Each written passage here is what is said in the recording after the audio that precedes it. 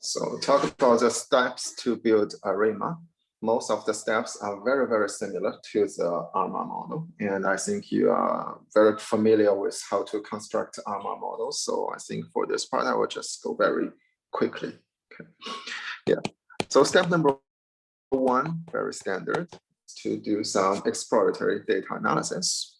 Okay. We will check the stationary.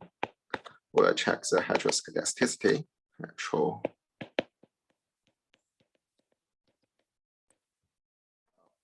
Also want maybe check some seasonality, but this is seasonality is not the topic that we have covered yet. So maybe you can leave that seasonality or ignore the seasonality for now. Okay. And to check this stationary, we can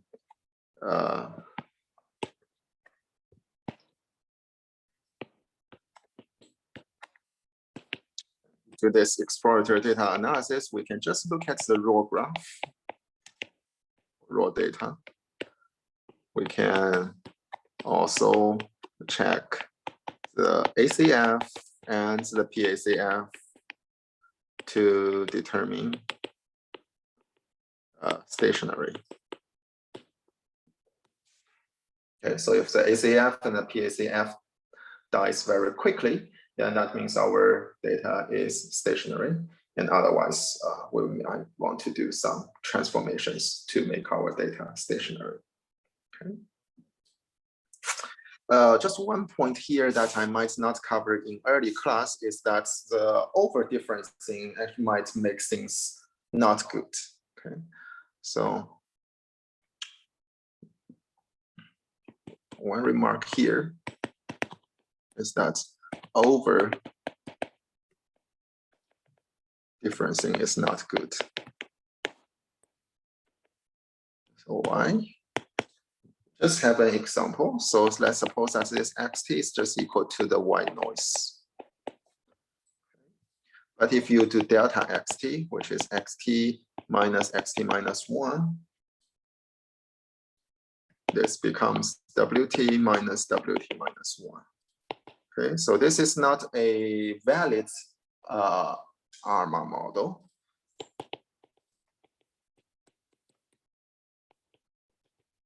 Valid ARMA, because it is not invertible.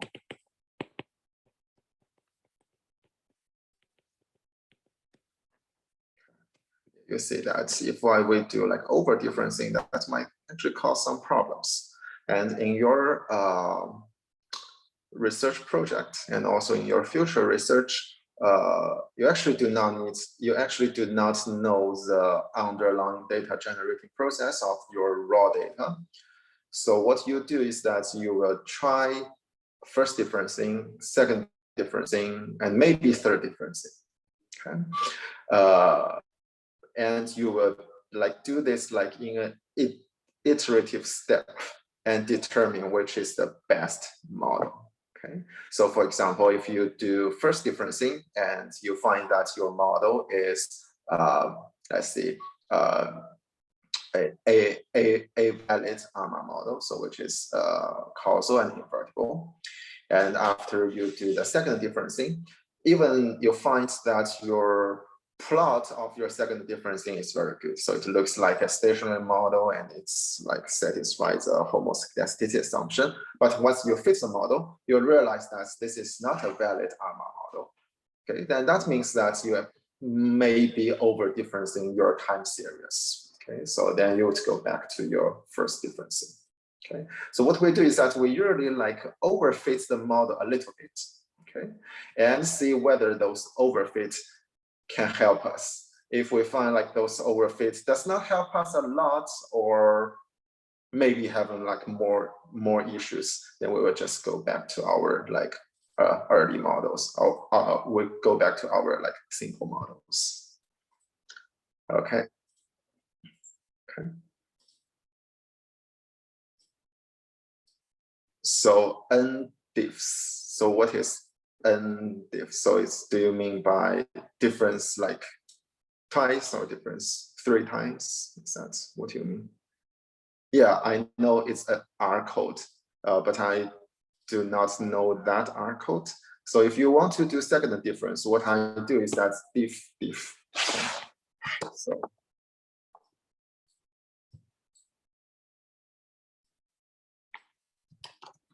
So this is what I do.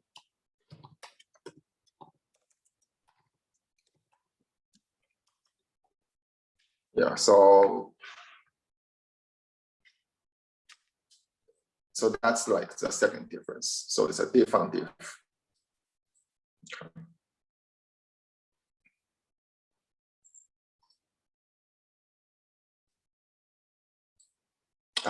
And diff, yeah, that might be true. Yeah, I do not know that code, but yeah, you can try that. Yeah, give a recommendation of how many differences you might need. Yeah, you might try that, but I mean, back to the point is that you need to do like the first difference, second difference, and maybe the third difference.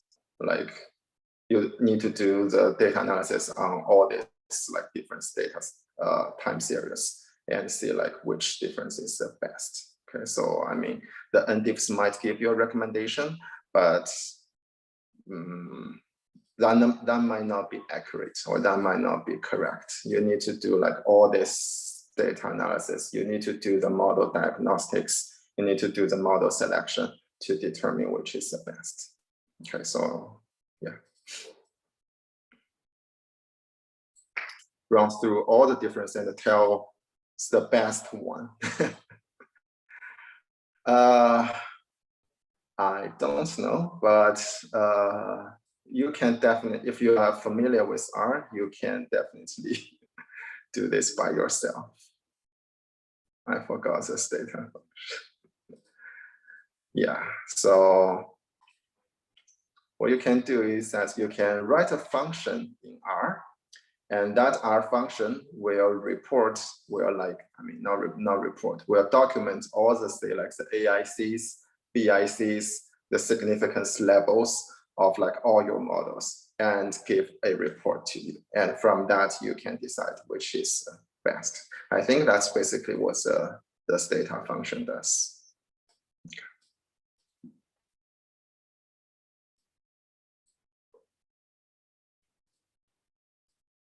Yeah, so maybe a conclusion is that the explore data analysis just give you a starting point of your model. You need to do like a lot of model fits to decide your best model. Okay, so we will see some examples later, and you will see that the explorator data analysis only give you a starting point. Okay, so that's EDA. So I think you are very familiar with that. And number two is identification. Okay, so we use ACF, PACF to determine the order of our ARIMA model. So we use that table, if you still remember. So if the PACF cut off after P and ACF tails off, that's ARP model. And on the other hand, if the ACF cut off after leg number Q and the PACF tails off, then that's an MAQ model. And if both ACF and the PACF tails off, then that's a ARMA PQ model. Okay. So we use the ACF and the PACF to determine the order of our ARIMA model. Okay, yeah, and I think you guys are very good at this because the midterm question, I think all of you got that one. So I think you are very good at like looking the ACF and the PACF plots. Okay. Part number five, part number three is estimation. So in our class, we just use the sArima function to do this estimation. It does a weighted, basically a weighted least square, okay, non-conditional weighted least square estimation. Okay. And number 4 is the key part, diagnostic and model selection. Okay. So in this part, we will check if our model is a good model or a not a good model. Okay. So we will check the significance of coefficients. So here I want to make the point again. So for example, in an AR1 model, let's say that this xt is equal to 0.8 xt minus 1 plus wt. Okay.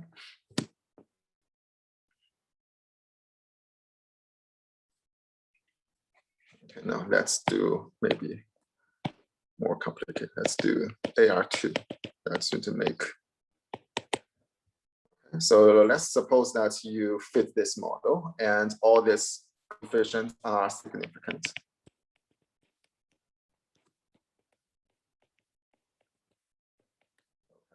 So in cross-sectional data, you not the xt minus 2. Okay, so in cross-sectional data, you can interpret like this coefficients. So for example, for this xt minus 2 coefficient, you interpret it as for a 1 unit in xt minus 2, the xt will increase by 0.6%, not 6%, just by increase by 6.6 units. Okay, so that's what's your interpretation in cross-sectional data. But as I mentioned in early class, like this interpretation in time series is not correct. Okay, so I think that's why you actually do not find that the people trying to interpret this coefficient in time series model, because to interpret this does not have much sense, does not make much sense. The reason is that so 1 unit increase in, let's say, xt minus 2. Okay, so this would increase, say, like xt by 0.6 directly. Okay, and 1 unit increase in xt minus 2 actually like increases xt minus 1 by 0.8. Okay, and xt minus 1 increases xt by 0.6. Okay, so in total is that xt minus 2 increase xt by 0.8 times 0.6, which is 0.48 indirectly. Okay. So here is a difference. So in cross-sectional interpretation, we always say that in 1 unit increase in xt minus 2 increase xt by 0.6, holding everything else constant. But in the time series data, you cannot hold everything else constant. And this is an example. You can see that once we increase in xt minus 2, xt minus 1 will also increase. So you cannot hold everything else constant. So that means the cross-sectional regression interpretation actually does not work here for our time series data. Okay, so the key point is that do not try to interpret the coefficients as the cross-sectional data. Just tell me that if this coefficient is significant or not significant. That's the thing that you want to look at. Okay, so not interpret coefficients. Just talk about significance.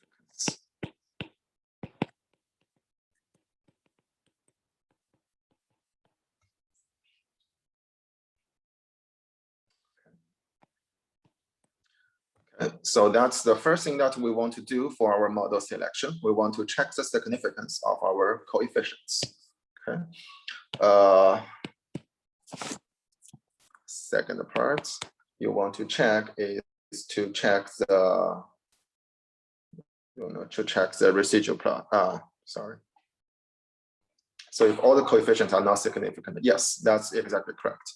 So if all the coefficients are not significant, yeah, so try a different estimated model. Is you definitely need to try a different estimated model, but if like the other model, just coefficients for the other model, again, are all statistically insignificant, okay? And you believe like this model and your new model are the only two models that you think is the correct model for your time series. Then you need to compare like other things. You need to compare the residual plots. You need to compare, I don't know, the AIC, the BICs. Okay. Yeah, so if all the coefficients are not significant, that does not mean this is not the correct model. What this means is that you need to try a different model, okay, and compare these models. Yeah, so the significance of the coefficient is just only one criteria to determine the best model. Okay, I think that makes sense. Okay. All right, and the second that you want to check is the parameter redundancy. Redundancy, right? Okay, so this is especially true for the ARMA model. Okay. Yeah, if there's some parameter redundancy, we will use the simplest model. Okay. Okay.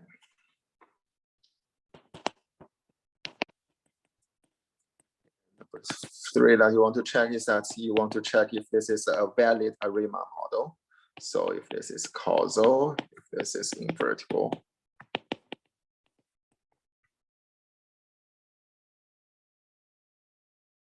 No, that's what I mean here. Parameter redundancy does not apply something like that.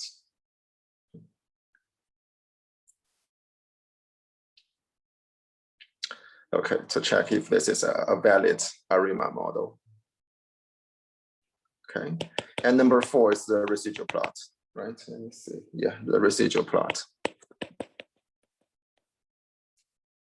Okay, so I will talk a little bit more about the residual plot today. And number 5 is to check the AIC, the BICs. Okay.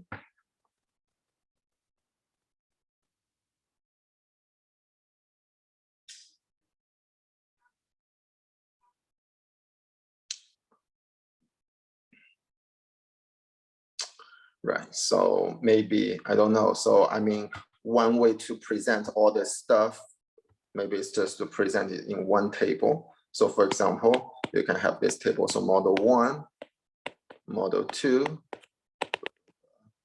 model K, okay? So the first here you tell me, say this is a ARMA, say like 1-1, this is AR2, maybe this is MA3. So tell me what this model is. Okay. And like in each cell, so let's create a table. So in each row, let's say like the first row is the coefficient significance. Okay. And in this cell, you just tell me whether the coefficient of the model is significant or not significant. Okay. Yeah, similarly for model 2, you tell me this, and you check if there's any parameter redundancy. Okay, so maybe this model has, this model does not have, this model does not have parameter redundancy. Okay, let's do it like this. Okay.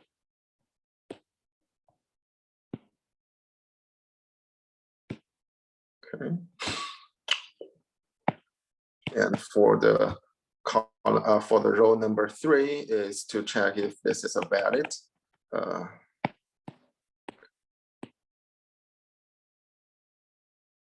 Tell me if this is a valid ARMA model. Okay, so maybe this is good, this is not good, this is not good. Okay, this is good to make some difference. Okay. Right. And maybe the next, you can report, tell me what is the residual plots.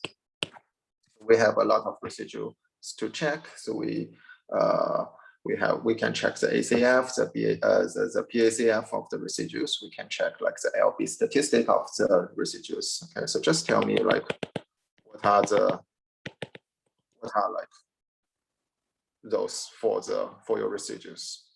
Okay,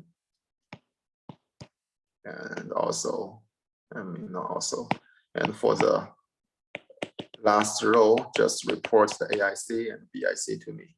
Okay. So let's say like AIC here, let's say it's 10, BIC is 5, AIC here is, let's say, 15, BIC is 7, and AIC. Okay.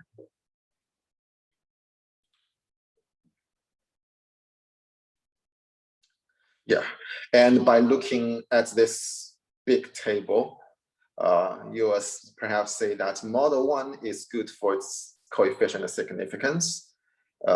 It's a valid AR model, ARMA model. Its residual plot is good, and its AIC and the BIC are the smallest.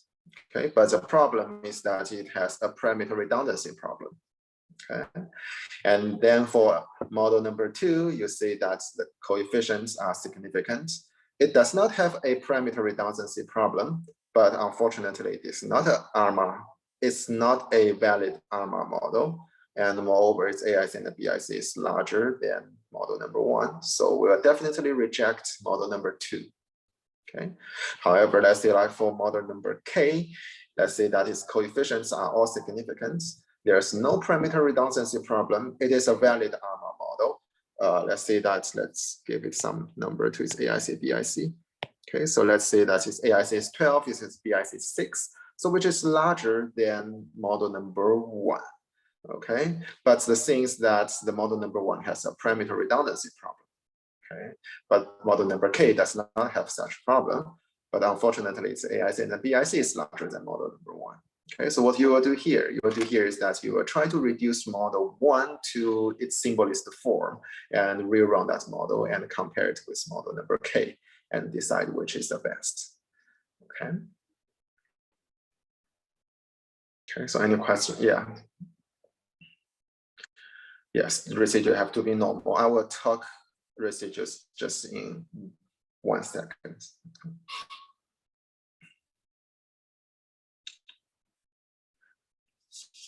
Okay, so now let me talk about like the residual plots in more details.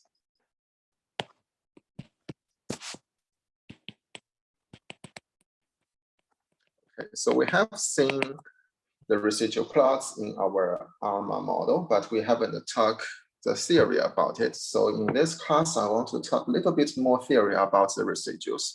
Okay, so in our S-ARIMA command, it reports 4 figures of the residuals. Okay, so figure number 1 is something called the standardized residuals.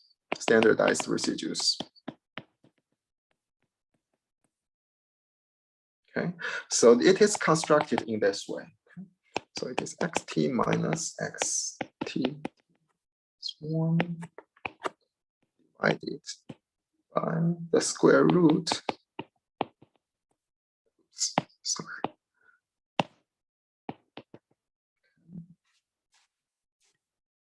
So this xt minus 1 is 1 step ahead prediction of xt.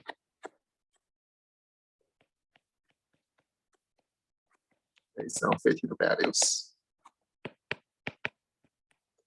Okay, and this ptt minus 1 is some like the rescaling, and we rescale it by the I think here's the variance. Yes, so this is a 1 step ahead variance, prediction variance.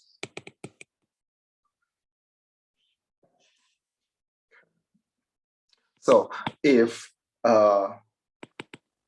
So if the model fits well,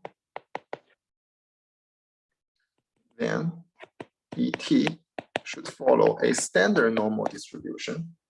Okay.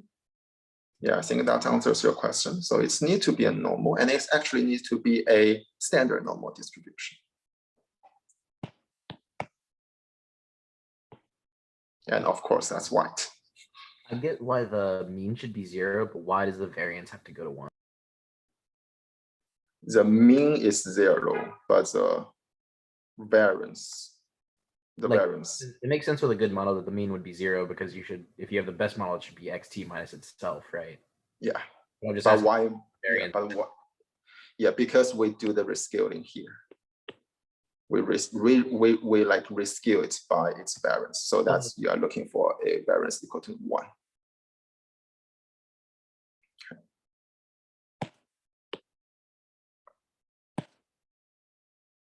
Okay. Yeah, that's a good question. Number 2 is the ACF plot. So the sArima command gives us this ACF plot. Okay. So we know that we want this ACF plot. We do not want like those legs in this ACF plot. So right, so, not legs. So no legs.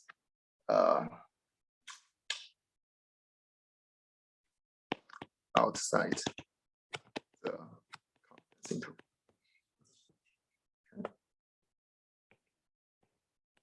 That's very standard. And number 3 is the QQ plot.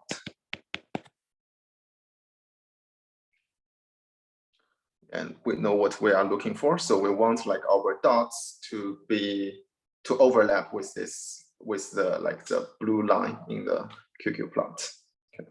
So that means our residuals are normally distributed. Okay. So this is also standard. And number 4 is the LB statistic. So I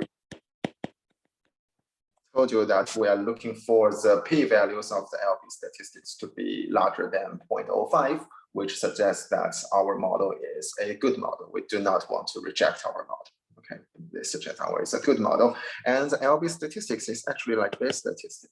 Okay, so just a little bit theory of the LB statistic.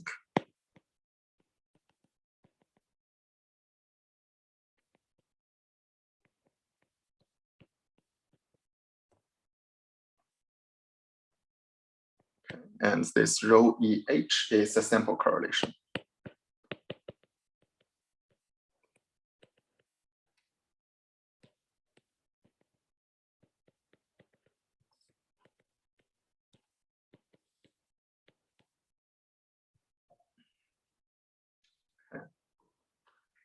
Right, so it's just a weighted summation of the sample correlations of your residues. So that's the LB statistics, okay?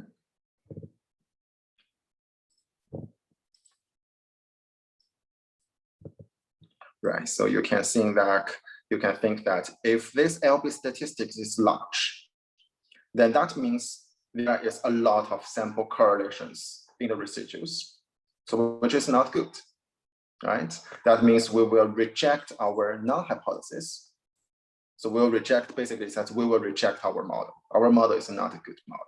So if this Q is large, right? So let me write it down. So if Q is large, then some correlations or residuals. Right.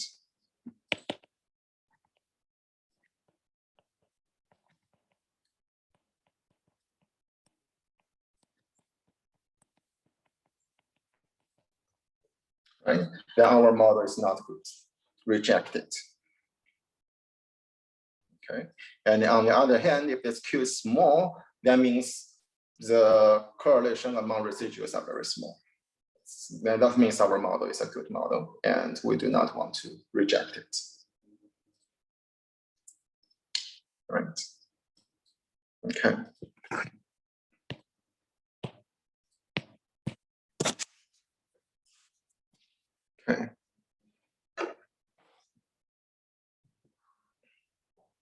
to analyze residuals. What?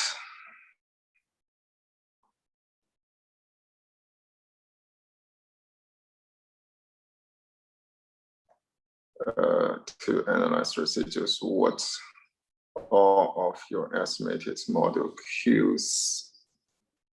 What if all of your Qs are large? Do you just pick? Yes. yes, you're right. So if you try a bunch of models and you find like all the, like this LB statistics, so all these Qs are very large, then you will just pick the best AIC and BIC. Yeah, you just pick the best models among the models you consider. Okay, and just have some discussions. Okay, so tell me that, so all these models, so this is a model that I choose. It has a best AIC, BIC, no parameter redundancy problem. Residual plots are good, with the exception that this LB statistics is large. And just have some discussion, say that there might be, let's say that there might be some seasonality in it, but we haven't learned that yet, so I don't know how to address that. And or maybe say that there might be some like cycles, business cycles in that, or there might be some like thresholds, like cutoff points in my time series data. So that's my simple ARIMA model or S-ARIMA model cannot capture those features. So that might be the reason that's causing this LB statistics to be large. So, but we haven't learned that yet, so I will leave that for future research. I think that's totally fine. Okay, so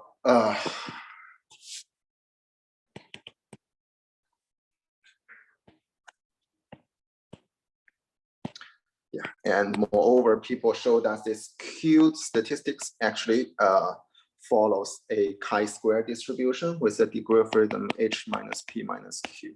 Okay, so that means if Q is large, then P value is small, then we reject it. And if Q is small, then P value is large. We not reject it.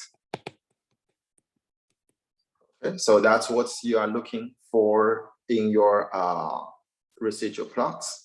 Right, so we are looking for large p-values, and the reasons that we are looking for large p-values is that we want this Q to be small, and this small Q will allow us to accept our model. So that's the reason that's why we want our p-value to be large. Okay. Okay, that's just a little bit theories of this LB statistic. Yeah, you do not need to know how this Q, why this Q follows a chi-square distribution. But I think it's better to understand like the logics behind this LB statistic. It's just a measurement of the sample correlation of the residuals at all lengths. That's it. Okay, so I think that's the model selection and diagnostics. Right, and step number 5 is forecasting. Right, so this forecasting, yeah, just based on your research question, if you want to use this model to do some forecast, just including some forecast results and discuss those forecasts. And if your research question only focuses on to fit a model to the current time series, then you do not need this forecasting. Okay, yeah, so this part is optional.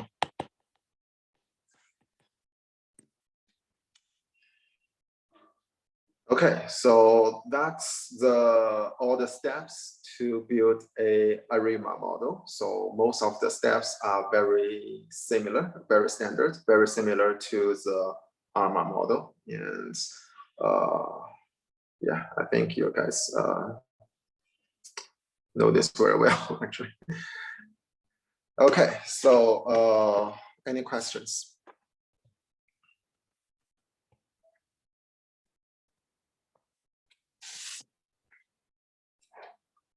Okay, so if there's no questions, I think I want to talk some examples, give you some examples. Okay.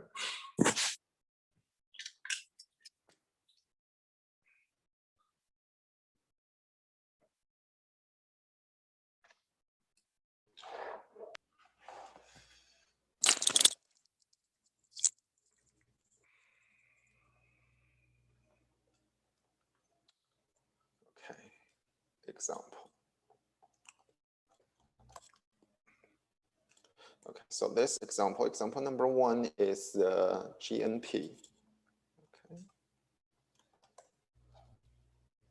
So that's the raw plot of the GNP, and it's from 1950 to 2000. Okay. Right. So you can see this GNP is definitely not stationary. It has a clearly increasing trend. Okay. And we can easily check this by looking at the ACF plot. Okay. So you can see this is an ACF plot. It's just not good. It does not die. It does not die very quickly. Okay. So the GNP has a increasing trend.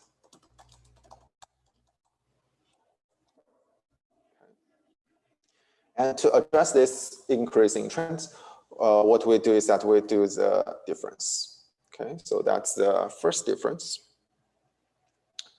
on the log of the GNP. Okay, so we actually do two things here. We take the difference and we take the log. Okay, and this is the raw plot of the first difference on the log of the GNP. So you can see right now, this plot is not bad.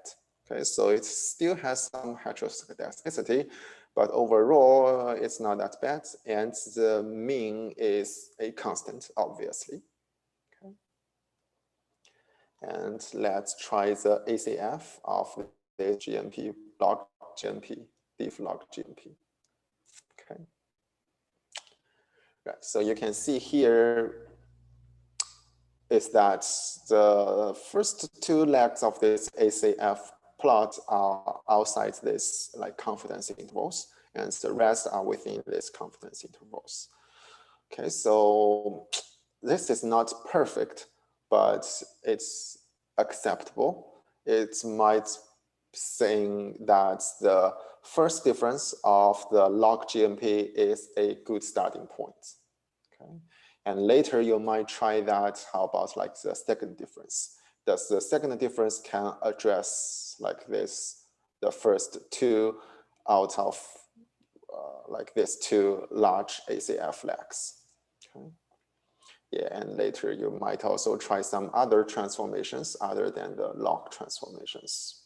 Okay. Yeah, we will talk a little bit more about like the other transformations. Okay, later in this class.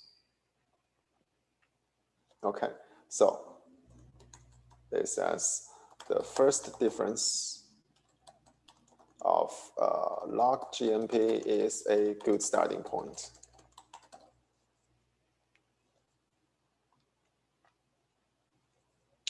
Yeah, I think that's the thing that I want to see in your part 1 of your research project. So just give me a valid starting point of your future analysis. That's enough. Okay.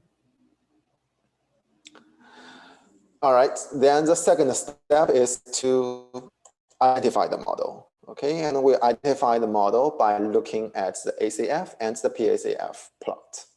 Okay, so here is the ACF and the PACF of the log difference of the GNP. Sorry, the difference of the log of the GNP.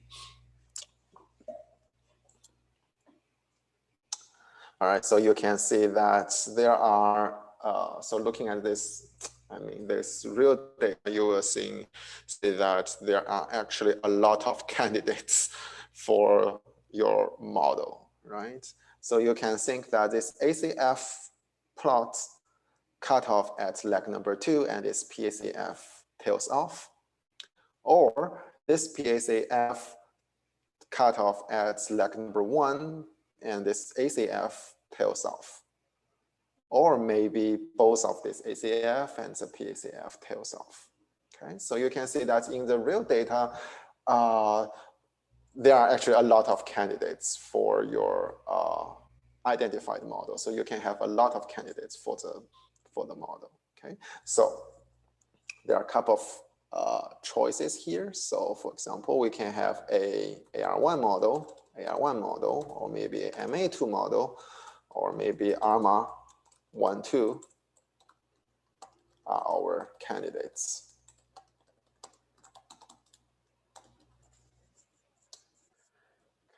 I think I have another question.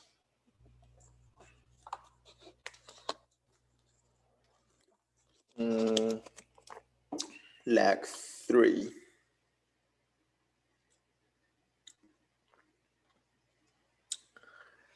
Yes, so yeah, right. So yeah, yeah, right. So we will still consider the PACF cutoff even lag 3 slightly goes through the confidence interval. We will still do that, yes.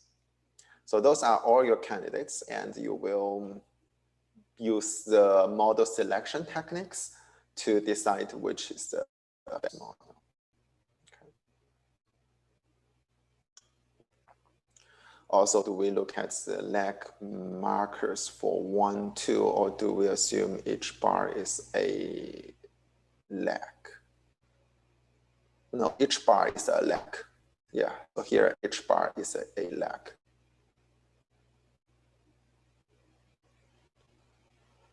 Yeah, the reason I think it shows like 1, 2, 3, 4, 5, 6. 1, 2, 3, 4. Yeah, I think it's just, maybe this is just a quarterly data. So it has like, you have like 4 lags like in each interval, right? 1, 2, 3, 4, 1, 2, 3, 4, 1, 2, 3, 4. Yeah. I think maybe this is because of quarterly data. So it shows in this way. But you need to look at like each lag, not this 1, 2, 3, 4, 5, 6. You need to look at this lag. This is lag 1, this is lag 2, lag 3, lag 4, lag 5, lag 6. Okay, do not consider this as lag 1. Okay, or lag 2, lag 3. Okay, yeah, that's a good question. Yeah, thank you for pointing this out. Okay, so now we have like AR1, MA2, ARMA 1, 2 as our candidates. Okay, so we will start with, I think for this code, I start using the MA2 model. All right, so that's the regression after we fit a MA2 model. So you can see that the MA coefficient, sorry, here. The MA coefficients are statistically significant, which is very good. And know that MA2 does not have a parameter redundancy problem. That's also very good. And number 3 is that we want to check if it's a valid ARIMA model. And to do this, we will use these 2 codes. And you can see that if we write this ARMA model to a MA model, it's like the coefficient goes to 0 very quickly.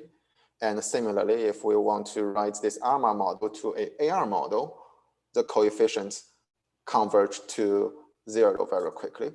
So this both suggests that our model is a causal and invertible model. Okay, so here we have significant coefficient, no parameter redundancy problem, and valid, let me write more, causal and invertible ARMA model. Okay, now the next step is to check the residual plots. Okay, so let me answer your question first. Yes, you are absolutely correct. So ARIMA log GMP 012 is exactly the same as ARIMA diff log GMP 002. I can show it here for you. Oops.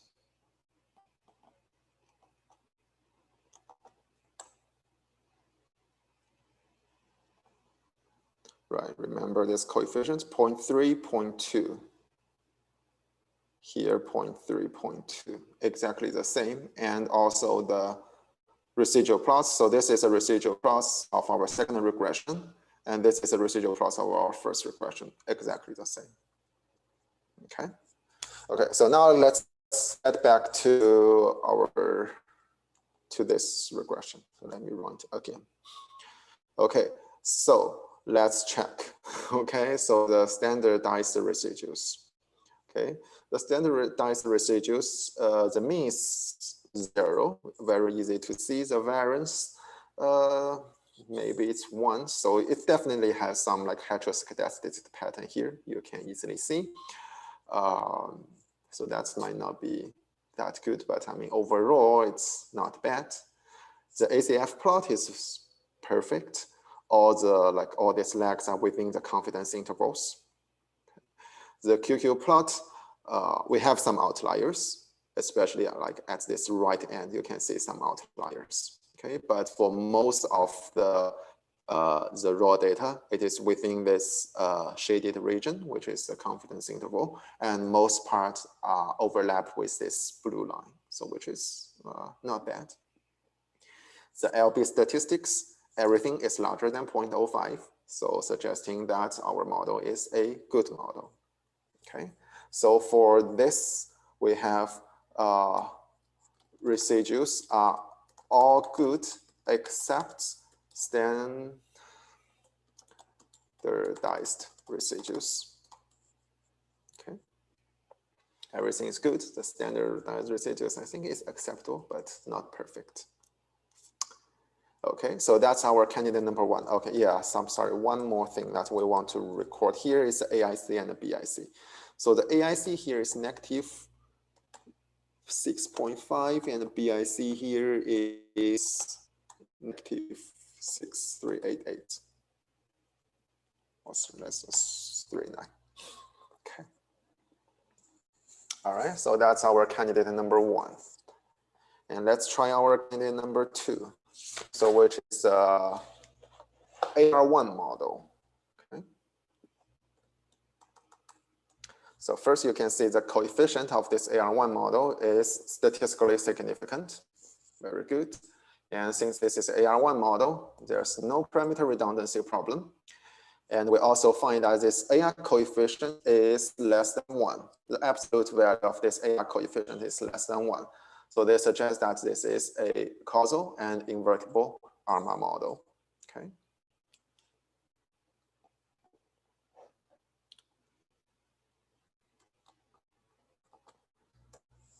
All right, so then, yeah, I think I have another question here.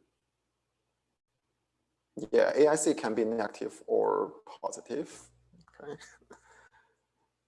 You want the small different. It's different from the R square. R square is only from 0 to 1, but AIC and BIC can be anything on the real line. You want closest to 0, right? No, we want it as small as possible. I'm just saying, like, would negative 10 be better than negative 8? Yeah, negative 10 is better than negative 8. Oh. Yes. Yeah. And you, of course, it's like different package will give you like different AIC, BIC. They just rescale it by different scales. Okay, so sometimes people do not like negative. They just like rescale it to positive by some like transformations. Yeah, so I mean, if you like fit this model, this ARMA model, AR1 model, to using another package, the AIC and the BIC you got might be different, but that's fine because they use like different transformations to calculate the AIC and the BIC.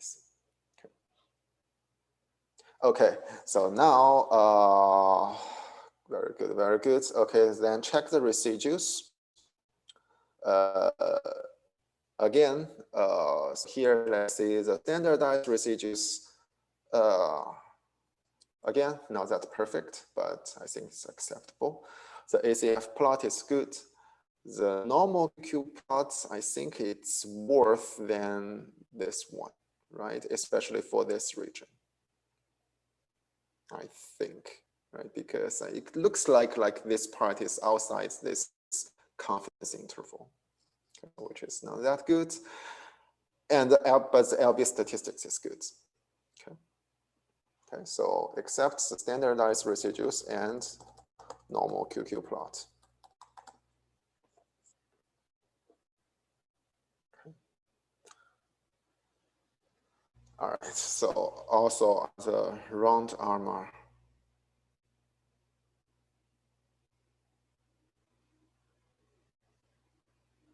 Oh, yeah, so this might, you might, yeah, so what we are looking is basically this, right? So this is like ARMA to MA. This round is that you just, here is not very clear. Let's see this. Yeah, so let's do this. So this makes things clear. Okay, so this round basically is that you keep like 2 decimal points. So this 2 is that you round it to 2 decimal points, okay? So this is that we do not have like round. And this is what we have round. So you can see it's like keeps 2 decimal points. That's all the round does, okay? It just makes like the results looks nice, okay?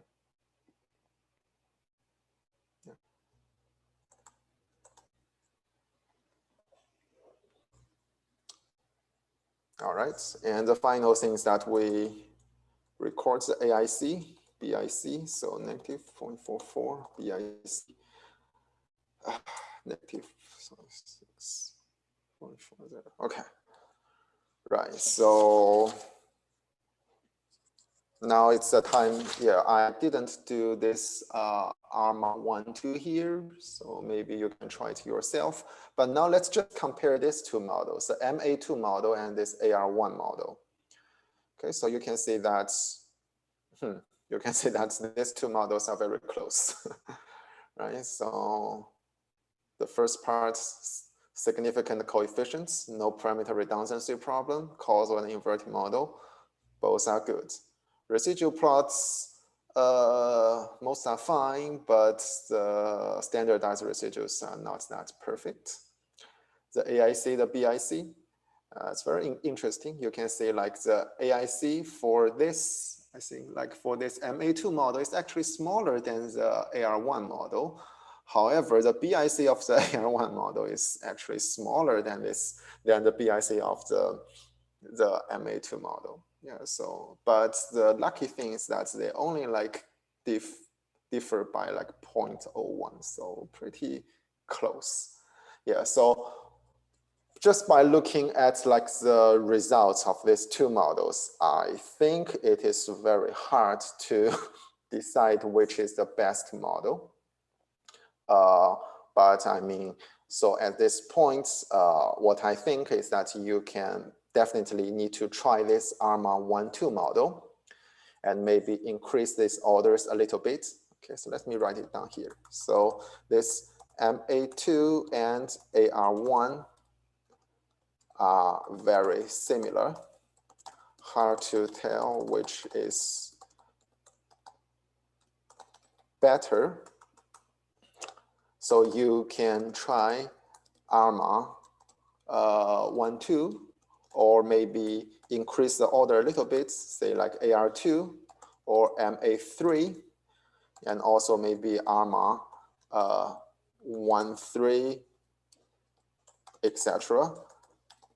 Okay, and do all this analysis again and decide which is your best model. Okay. Okay, let me answer those questions and okay.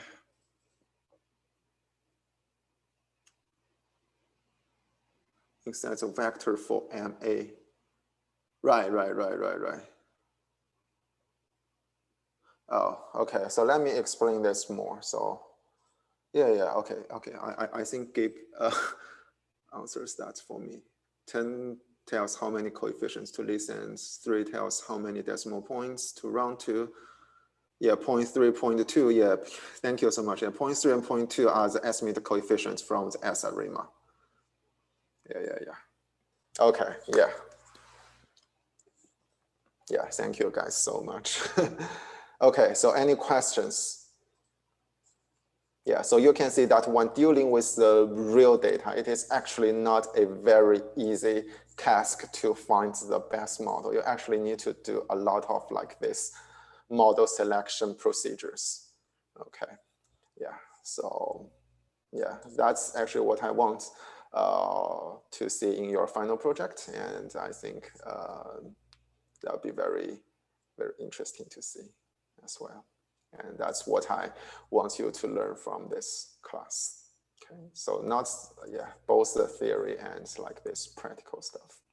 Okay, so if there's no questions, I think that it's for today's class. I will see you next Wednesday. Thank you. Hi, Dr. Zhang. I actually had a question about the exam. Yeah. Just about that, the 1B, and you emailed me about it. I get that if you look at YT as a YT process, when you take the expected value and the auto covariance, like you'll get the T definitely comes out for sure. But I feel like in A, we wrote it as an AR1 process with phi less than 1. So like, do you have to check every possible representation of your series every single time? It's number 1, right? Sorry. Do you question number 1? So all the questions you ask is based on question number 1, right? Not question number 2. Just 1B. Okay. Yeah, so 1B is tricky, I think. Especially you got like 1A correct. That's really tricky. Yeah, I think like from my personal understanding, that's just for this question. That's because like this question has this setup. So that causes it to have like this non-stationarity, even though like this, even though its coefficient is less than 1. That makes me think like, I mean, but like if I would have seen the WT model first without like WT equals phi, WT minus 1 plus ET, I would always for sure forever say that's stationary. So that makes me think like whenever I see any stationary process, I need to think, okay, if I can represent this differently with a T in there, which I feel like I could always do, then I can't call it stationary anymore. Right. Another way you think about it is that this is not the simplest model. So you can reduce this model to a simplest model. And that simplest model, which is like this YT process, that one is a stationary process. But if you like some trend on that and rewrite it as a quote stationary process, that's not. I think another way to think is that this is not a simplest model, I think. Okay. Yeah. How did you identify that the YT is simpler than the AR1 process? Right. So I mean, yeah. So for the real data, I mean, for the fake data, you can always tell like if it has a trend or does not have a trend. But I mean, for the real data, I think like doing the procedures that we just cover in class is enough because we check the because we check the trend. If it has a trend, we detrend it. Mm-hmm. Then that would make us to have like the simplest model. Okay. So that's and then from like a theoretical standpoint, you're just saying that if it's listed ever as a model that doesn't show stationarity in its expected value and variance,